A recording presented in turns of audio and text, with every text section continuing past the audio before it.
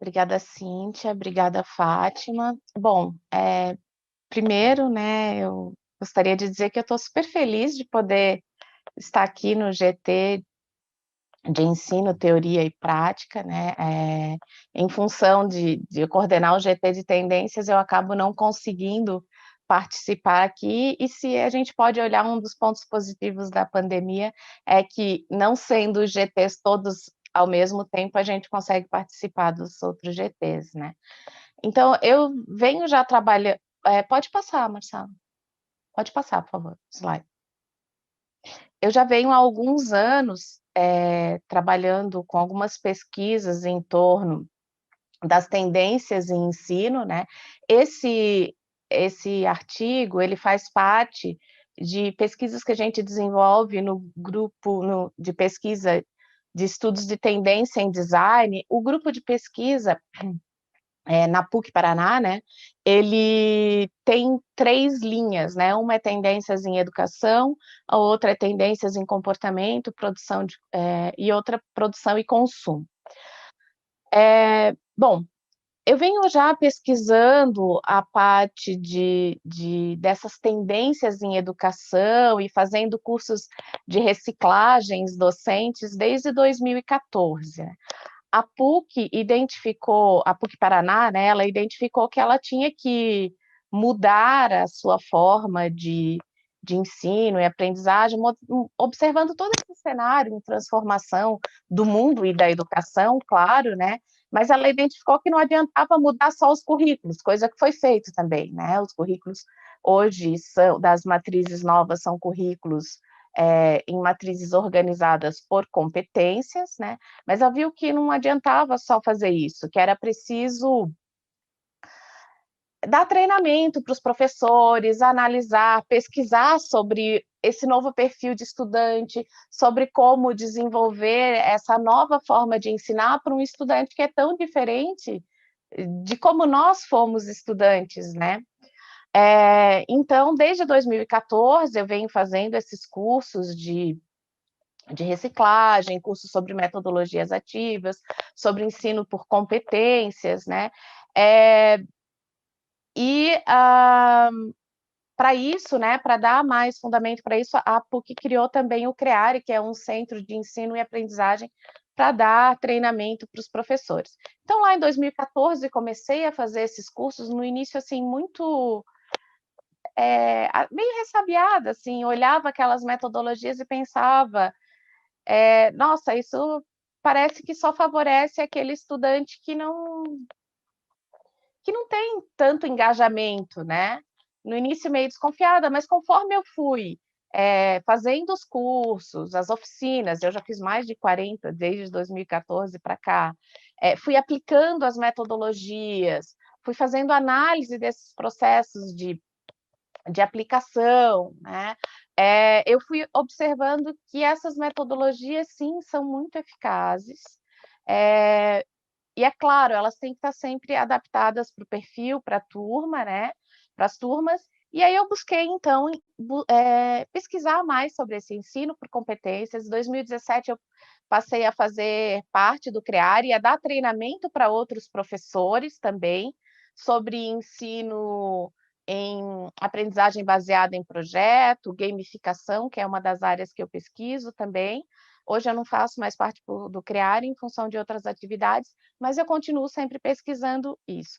E, desde 2014 para cá, ou seja, nesses últimos 6 anos, né, o que eu tenho observado, que as palavras que durante esse ano de 2020 e a pandemia a gente ouviu tanto, que é se reinventar, se adaptar, se transformar, elas não são só para esse período. Elas vão se tornar uma constante daqui para frente, né. Eh, e a gente vai precisar cada vez mais se adaptar, rever o nosso papel enquanto professor, eh, que também está mudando em todo esse processo, né? E uma das coisas que eu tenho observado também é que nós temos cada vez mais o caminho para um estudo personalizado. Então, se a gente olhar para esse contexto da educação atual, né, nesse contexto da educação de forma geral, no século XXI, não só no ensino de moda, né, mas também no ensino de moda, mas que o contexto geral educacional do século XXI, ele vai envolver esses desafios de habilidades múltiplas, né, de inteligência emocional, de adaptar os processos cognitivos, de uma aprendizagem que passa cada vez mais por um processo humano, não só técnico, não só teórico, né. Pode passar, por favor. Nesse slide eu trago as tendências para os próximos 10 anos, a partir de 2016, né, da Current Community, sobre as tendências para a educação então até 2026, né? Que seria a flexibilização de currículo, uso coerente de tecnologias, incentivo à solidariedade, ampliação dos espaços escolares, exercício de diálogo, de escuta, qualidade de saúde física e psicológica, a vez dos games, então a gamificação entrando aqui, né, os Power Pupils em ação, então os alunos cada vez mais empoderados, as metodologias ativas e empreendedorismo. Bom, então o uso da tecnologia a gente tem visto, e esse ano, né, cada vez mais ganhando espaço, eu acho que essa foi a tendência que mais se tornou evidente e que foi mais impulsionada foi o uso da tecnologia, já que todos fomos obrigados a passar para aulas online, né, mas não só a tecnologia do ensino à distância, sendo síncrono ou assíncrono, enfim, né, mas várias tecnologias incorporadas no processo de ensino e aprendizagem. Bom, nesse sentido, então, a gente vê que o estudante vai ganhar cada vez mais protagonismo, né, o estudante ele vai estar cada vez mais no centro da ação, né, e até pode passar, por favor. E a gente vai ter, então, um foco nas competências aqui, nas habilidades, que passam a ser indispensáveis na vida da sociedade, tanto autoconhecimento, empatia, né? Já temos cursos hoje de empatia para aprendermos a ser mais empáticos, nos processos criativos, né? Processos de autorregulação, autoconsciência, adaptações sociais, cada vez mais emergentes nas propostas pedagógicas, nos currículos, tudo isso passa a fazer parte das matrizes, não só os conteúdos que a gente trabalha, né? Inclusive, a gente pode pensar aqui sobre as palavras, né? Aluno e até a própria ideia de conteúdo, que isso também está modificando. Pode passar, por favor. É, Num currículo por competências, né, ou onde a gente tenha, mesmo que os cursos não estejam articulados dessa forma de currículos por competências, mas principalmente num currículo por competência, esse fazer tem que ser cada vez de aprendizagem, cada vez mais reflexivo, mais crítico, dentro de um contexto social, né, a serviço das necessidades reais dos estudantes, preparando-os para essa vida cidadã, para o trabalho, e não só com as questões técnicas, né, que alguns cursos privilegiam muito a questão da técnica, mas cada vez mais as soft skills, né, que têm sido tão faladas, têm ganho espaço. E aí, nesse contexto, a palavra aluno, que aqui no slide eu até deixei, né, na citação, mas ela tem que ser repensada, porque se a gente pensar a ideia de aluno lá do dicionário, né, que é a pessoa que recebe lições de um mestre, ela já sai desse contexto atual, porque hoje os alunos não estão só mais recebendo a ideia de que eles construam junto, que esse processo seja crítico, reflexivo, sempre contextualizado e mais próximo da realidade, né, de um contexto real. E aí, claro, o papel do professor acaba mudando também, né? A gente sai daquela posição de detentores do saber, não que a gente não tenha, né? Não é a questão de jogar fora todas as nossas pesquisas, todas as nossas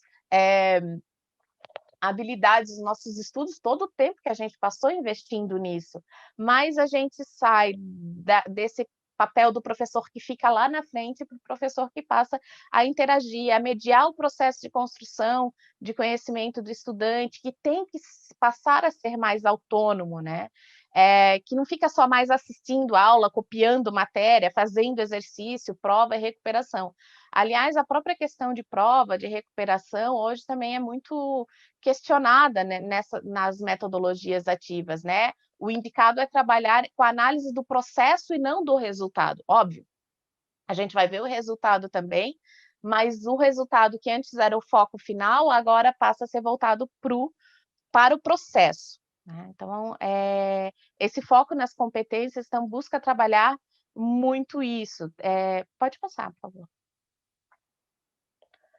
Porque o perfil do nosso estudante é diferente, né? São estudantes totalmente conectados, estudantes que são conhecidos como os nativos digitais, né? Que já pensam digitalmente na ideia do hiperlink, de trabalhar com várias telas juntas, com várias informações. A gente está falando algo, eles já estão buscando no Google, no YouTube. Então, em outros locais mais informações sobre aquilo que a gente está passando e que num primeiro momento se via de forma negativa, hoje já tem se buscado fazer com que isso faça parte do processo e ajude a construir e não ser visto como um empecilho nesses processos. Então, a gente tem cada vez mais também aqui questões individuais, porque na medida que esse estudante passa a viver no hiperlink, a ter várias informações, a buscar várias coisas, ele começa a se questionar muito mais,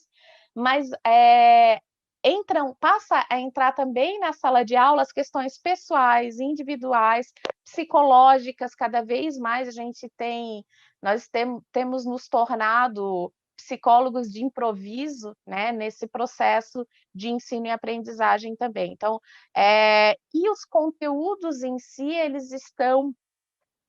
não é que eles estão perdendo o valor, mas eles estão se transformando, né? E mais do que o conteúdo em si, a gente busca, a partir desses novos métodos, trabalhar os temas, né? Com diferentes metodologias, ferramentas, os temas, para que eles possam, então, construir o seu processo de construção de conhecimento mesmo, né? Da construção desse conhecimento. Então, a gente passa um ensino que não é tão focado no conteúdo em si, mas no tema e na exploração desses temas de estudo e como eles vão produzir os seus próprios conhecimentos e conteúdos a partir daqueles temas, e isso nas metodologias ativas, né? Pode passar, por favor. Então, as metodologias ativas, né, as tais metodologias ativas, elas já existem há algumas décadas, né, mas nos últimos anos é que tem se falado mais nelas e buscado se implementar mais essas metodologias, ferramentas, uma infinidade de coisas, né, mas as mais conhecidas são o PJBL, aprendizagem por projeto, ou PBL, aprendizagem por problema, aprendizagem por times, o GBL, que é os games, né, trabalhar com a gamificação, Flipped Classroom, a sala de aula invertida, aprendizagem híbrida, e por aí vai, várias metodologias possíveis de se trabalhar.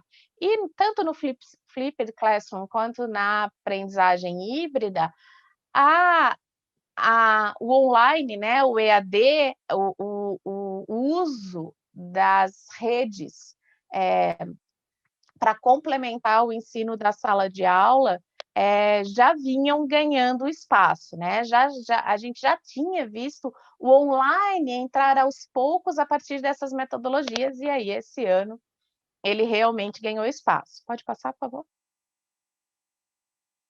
Então, antes da pandemia, a gente já via alguns sinais, essas são algumas manchetes de algumas pesquisas que de materiais que nós temos levantados lá no grupo de estudos, a partir de uma pesquisa etnográfica em portais sobre educação, até mesmo, né, o MEC, algumas pessoas que publicam materiais sobre o ensino, sobre educação. Então, eu trouxe algumas manchetes para vocês verem, né?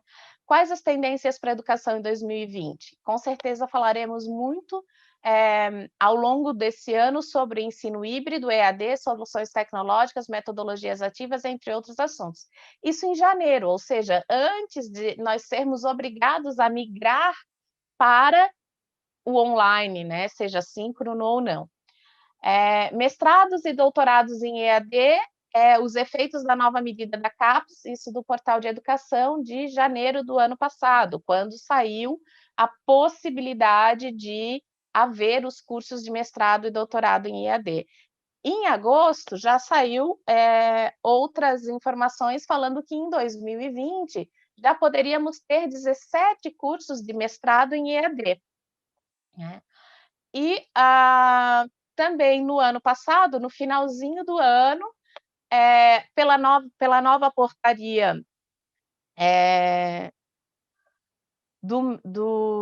publicada no Diário Oficial, né, no dia 11 de dezembro, todos os cursos poderiam ter 40% de carga EAD e ser considerados presenciais, ou seja, antes a gente tinha 20%, passasse de 20%, era um curso híbrido.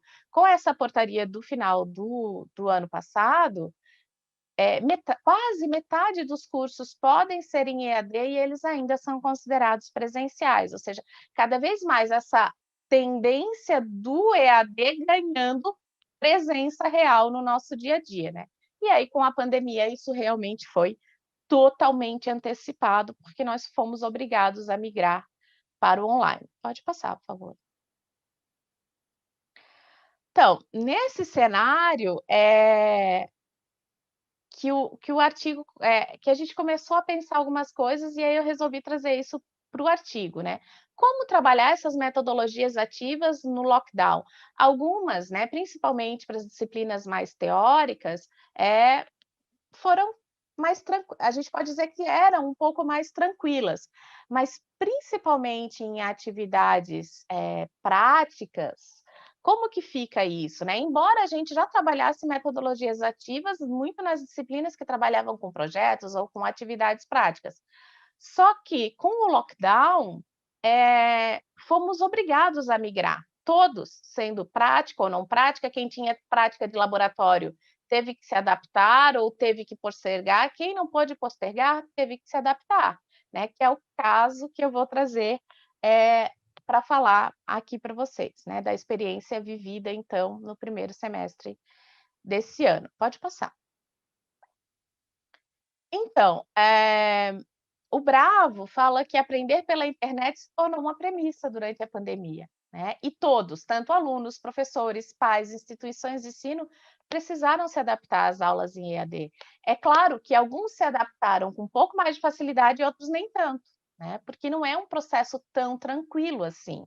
Mesmo que os nossos estudantes sejam nativos digitais, mesmo que os nossos estudantes estejam acostumados a acordar e a primeira coisa que eles pegam são os celulares para ver as redes sociais ou qualquer coisa, né? A primeira interação do dia deles é no meio digital. Mas quando isso passa para a aula em um sistema de obrigatoriedade, começaram a acontecer algumas questões, né? Isso que a gente buscou ver também. No ensino em EAD, a gente passou a trabalhar com aulas síncronas, então a gente simplesmente mudou da sala de aula física para a sala de aula digital, mantendo as aulas ao vivo, né? Algumas instituições trabalharam com parte de conteúdo ao vivo, parte em atividades assíncronas, mas assim, ainda assim a gente estava trabalhando com telas, e isso dá um desgaste, né? Seja o smartphone, o tablet ou o computador.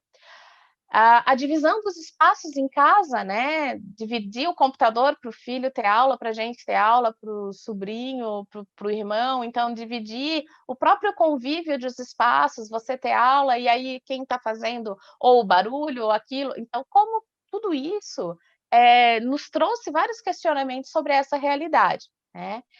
E no meu caso, um maior desafio foi migrar as aulas práticas de laboratório para casa, né, e para esse ambiente digital. Pode passar, por favor. Então, o contexto da migração. Então,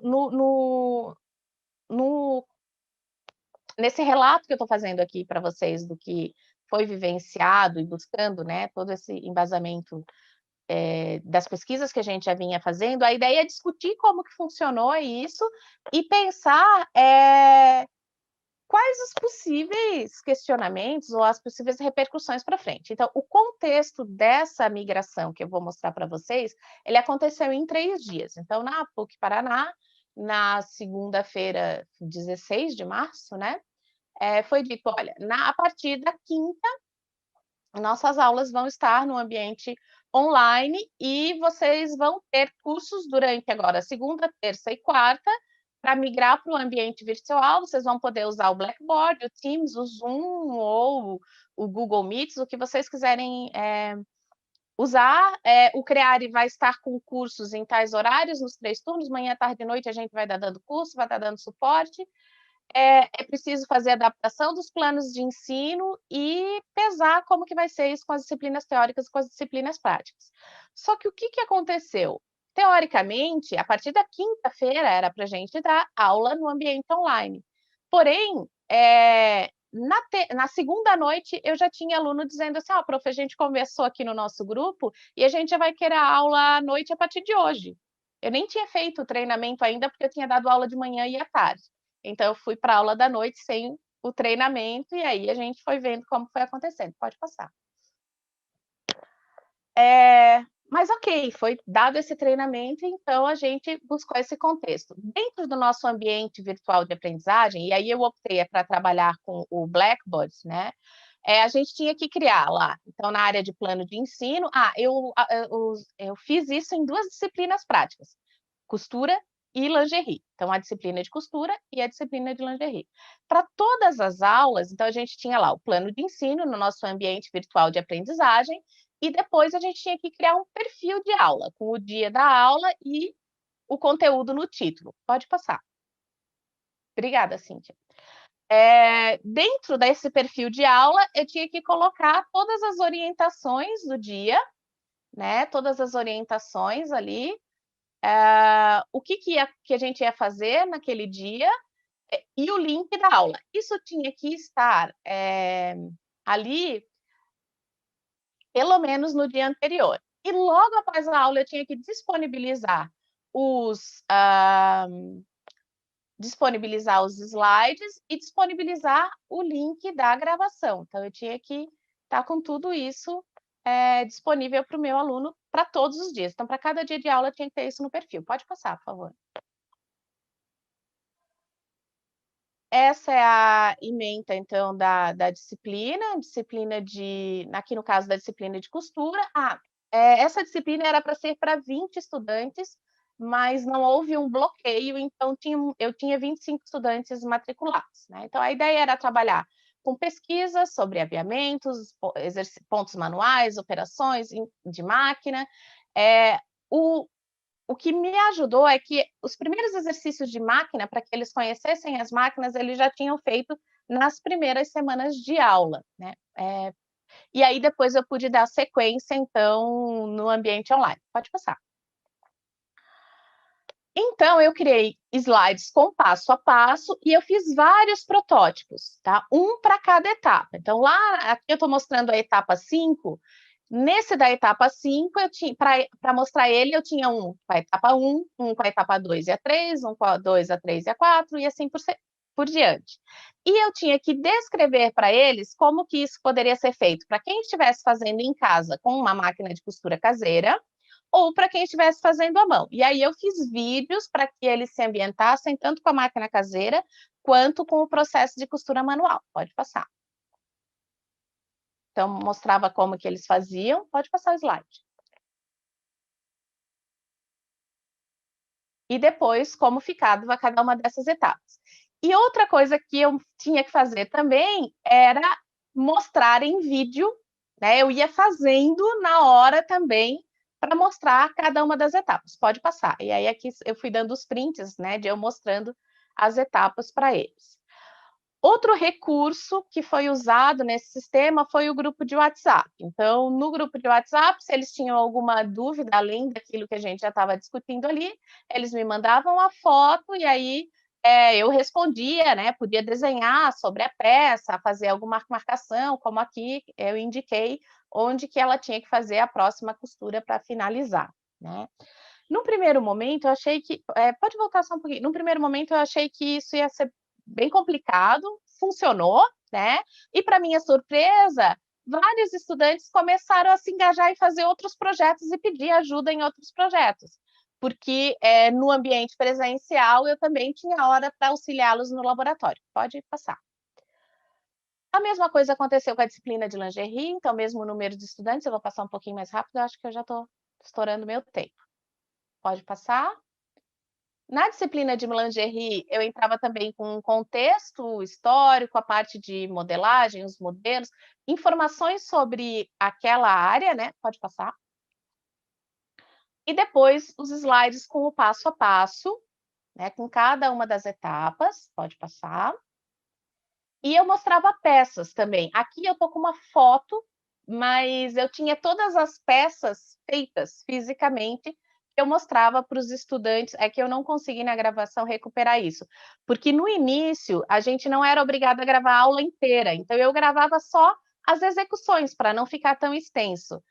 Então a parte que eu estava ali mostrando, as peças, eu não gravava. Pode passar. Mas depois, pela pesquisa, foi visto que era precisava fazer. E a mesma coisa as interações no grupo de WhatsApp. No início, esse processo pareceu muito difícil, mas ele acabou funcionando, né? Ele funcionou bem, e eu trouxe inclusive os depoimentos dos estudantes, pode passar, de alguns estudantes sobre esse processo, né? Agradecendo, né, os estudantes agradecendo por ter conseguido fazer de uma maneira tão legal, mesmo dando dentro da pandemia, né? Aqui, conseguimos driblar o EAD. Então, tanto na disciplina de lingerie quanto na disciplina de costura, os estudantes conseguiram perceber um bom resultado dado a todo o cenário. Pode passar. De forma geral, é óbvio, né? Eu sei que houve todo o contexto do suporte da universidade. Inclusive, nós fizemos empréstimos de equipamentos para os estudantes, tanto equipamentos de internet quanto equipamentos como máquinas, enfim, para que eles pudessem fazer isso, né? O tempo de preparação das aulas triplicou ou quadruplicou, né? E o monitoramento dos estudantes pela PUC, ele foi constante. Pode passar. Como que isso era feito? Semanalmente. Então, toda semana, e esse é um vídeo, é o print lá do vídeo, dando retorno para os estudantes do que estava sendo feito a partir das pesquisas. Toda semana, para o estudante conseguir ingressar na aula de segunda-feira, ele tinha que responder uma pesquisa sobre a semana anterior dele no online, né? E aí, pode passar. Em função disso, foram feitas algumas ações, tanto da universidade quanto da escola. Então, primeira ação da universidade, uma célula de negociação de mensalidades. Todas as aulas passaram a ser gravadas integralmente, porque qualquer pessoa que tivesse problema de acesso podia rever a aula. Nessa revisão dos planos de ensino, foi também pensado num espaço de diminuir o tempo online e ver questões emocionais também, e, claro, ajudar a solucionar o processo de conexão. Pode passar. Na minha escola em específica, na Escola de Belas Artes, o que foi visto? Que os estudantes gostaram, na sua grande maioria, eles gostaram de como foi feita a migração para o online, só que o maior problema deles era mais em questões de psicológicas, ou às vezes questões ligadas ao foco, né, à concentração no online, já que eles são tão acostumados com hiperlinks. Então, nós criamos ações, pode passar. Criamos algumas ações para, junto com o CEAP, que é o Centro de Apoio aos Estudantes, né, são feitas conversas com estudantes, os psicólogos, os coordenadores, os professores, algumas conversas todos juntos, outras em pequenos, só com o estudante, e começamos a oferecer oficinas, tanto de teatro, né, foco, concentração, a moda, a melhoria de autoestima, consultoria de estilo, da arquitetura, dando consultoria para o espaço, para que eles se sentissem mais aconchegados no espaço. e da música, né, para desestressar, desenvolvendo algum talento, aula de canto, violão, teclado, para os estudantes, para os professores, para toda a comunidade, para quem tivesse interessado, pode passar. Então, é claro, eu sei que essa não é uma realidade de todos os espaços, mas, aqui o que ficou mais visível para nós foi assim, que é possível, dentro de todo esse cenário negativo, visualizar pontos positivos, né, conseguir trazer algo de positivo, e que cada vez mais a gente vai ter que nos focar no que a gente pode aprender para o futuro, né, não só aquilo que a gente já sabe no presente, mas como que vai ser esse processo de educação no futuro, como que a gente vai estar apto, para isso, né, para melhorar, para fazer com que os estudantes se engajem em parte desse processo. Pode passar? E, que essas inovações tecnológicas, as mudanças de comportamento, todos esses desafios profissionais estão cada vez mais presentes no nosso cenário e pode nos levar a algumas questões, né. Qual é o nosso papel como professor agora? Como que vai ser isso para o ensino de moda? A PUC, por exemplo, já começou a fazer uma série de mudanças. Esse semestre, no curso de design, nós estamos trabalhando de forma modular e os estudantes já apontaram que eles gostariam que o curso passasse a migrar para uma matriz híbrida. E então, assim, como que fica isso, né? Como que ficaria essa matriz híbrida? Como que nós, como professores, vamos ter que já somos hoje professores mediadores, psicólogos de improviso, temos que ser flexíveis, adaptáveis. Então, sobretudo, como que fica todas essas questões, né? E uma das coisas que a nossa pesquisa tem apontado é que personalizar ao máximo o processo de ensino e de aprendizagem vão fechar esse ecossistema. Pode passar. Muito obrigada. Desculpa, eu sei que acabei passando do tempo, né. Muito obrigada.